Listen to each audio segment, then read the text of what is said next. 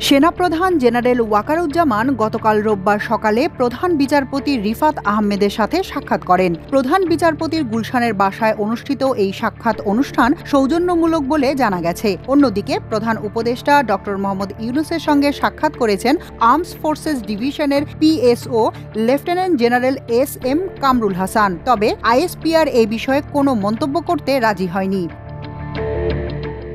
এই দুই সাক্ষাৎ অনুষ্ঠান নিয়ে সামাজিক যোগাযোগ মাধ্যম সহ জনমনে নানা প্রশ্নের সৃষ্টি হয়। গুজব ছড়িয়ে পড়ে রাষ্ট্রপতি মোহাম্মদ শাহাবুদ্দিন পদত্যাগ করতে যাচ্ছেন। তবে আমার দেশের পক্ষ থেকে অনুসন্ধান করে জানা গেছে বিষয়টি সম্পূর্ণ ভিন্ন। জানা গেছে প্রধান বিচারপতির সঙ্গে সৌজন্য সাক্ষাৎকালে সেনাপ্রধান পিলখানার ট্র্যাজেডি এবং গুমের তদন্ত ও বিচার কার্যক্রম নিয়ে কথা বলেন। এ বিষয়ে আইনি দিকগুলো জানতে চান। অপরদিকে প্রধান উপদেষ্টার সঙ্গে প্রিন্সিপাল স্টাফ অফিসার পিএসওর সাক্ষাৎকারটি ছিল রুটিন। প্রতিরক্ষা মন্ত্রণালয়ের দায়িত্বপ্রাপ্ত প্রধান উপদেষ্টার সঙ্গে সশস্ত্র বাহিনীর রুটিন কাজের অংশ হিসেবে পিএসওকে নিয়মিতই সাক্ষাতে যেতে হয়।